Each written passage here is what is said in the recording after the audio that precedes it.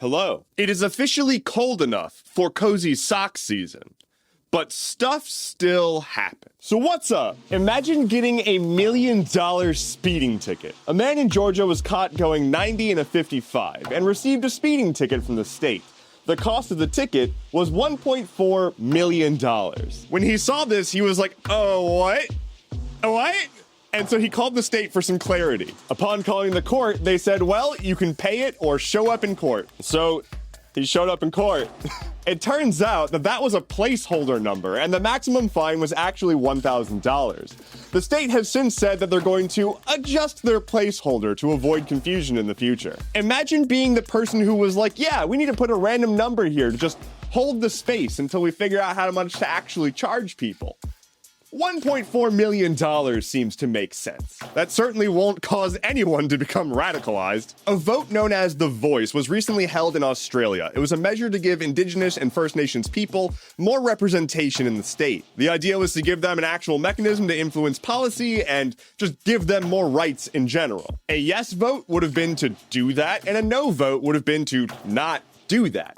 And no won by about 20 points. Now, of course, this is mostly a country turning its back on the people who they marginalized to settle their land. Because it is. There is a contingent of First Nations people who reject the basic premise, though, saying that they don't want to be included in a constitution made by a state that doesn't represent them. Regardless of interpretation, the fact remains that Australia and many countries across the globe have a lot of work to do right by their native peoples. We do not speak of the speaker in this house. We do not speak of the speaker in this house. We do not speak of the speaker in this house. And neither do Republicans. The Republican-controlled House of Representatives in the US is still in complete disarray, as they haven't been able to select a speaker for over 10 days now. First it was going to be Steve Scalise, but he pulled out. And now the current frontrunner is Jim Jordan, but a lot of people don't like Jim Jordan.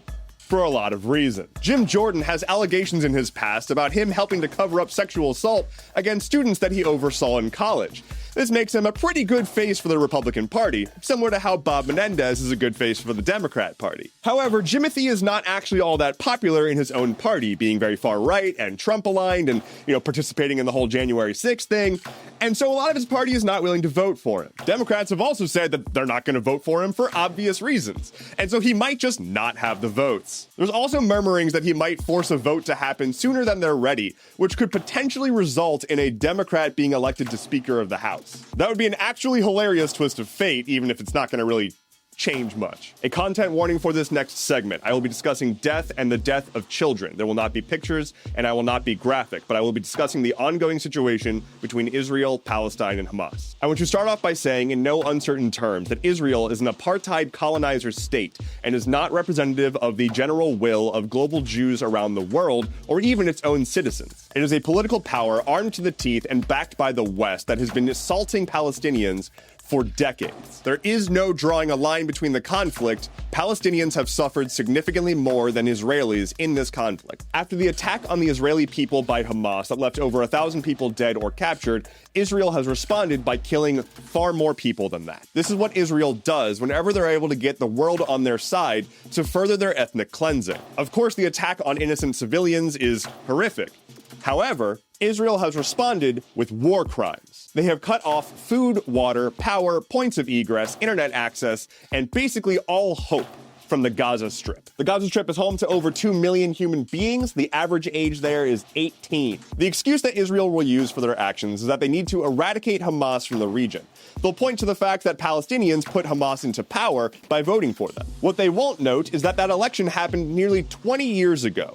And again, the average age there is 18. The following numbers are almost assuredly a severe undercount of the deaths. But at time of recording, there have been 724 child deaths reported so far among the 2,200 people that have been killed by Israel. This already exceeds the death toll from the Hamas attack.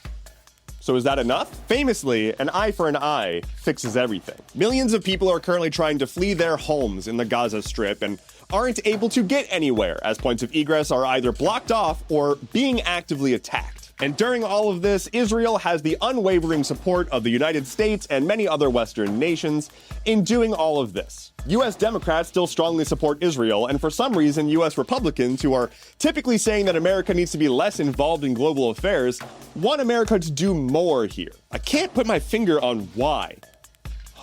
Really just a humdinger. As always, I recommend seeking out and uplifting Black and Indigenous voices on this matter. Their perspectives will be more rooted in lived experience and cultural understanding in the face of a never-ending effort to whitewash, defang, and recontextualize the history that led us here. I find it unsurprising but disappointing that America, a country founded on colonization, genocide, slavery, and apartheid, and who teaches all of us that that was a big no-no that we should never do again, is supporting what's going on here. Again, unsurprising, but disappointing. I want to close out this statement by saying in no uncertain terms that criticizing the state of Israel is not an anti-Semitic act. On this day in 1793, Marie Antoinette was executed by guillotine as a result of the French Revolution. She was the final queen of France before her neck got a little bit too close of a shave. Marie Antoinette is famous for her "let them eat cake" quote, which is surprising because pretty much everybody agrees that she never actually said that. The moral of the story here is don't be French royalty unless you've eaten the chop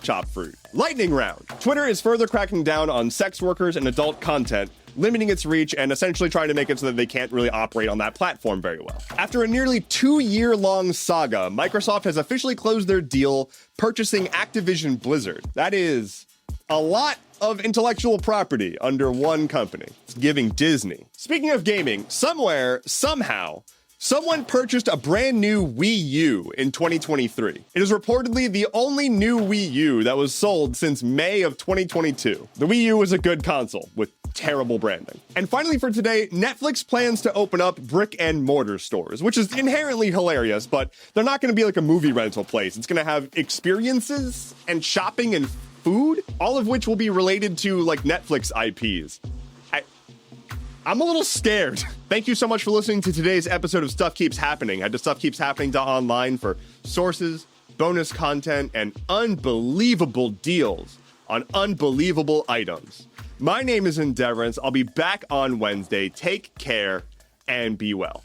And also, don't forget to leave a review and also share this with people. Thank you. Okay, bye.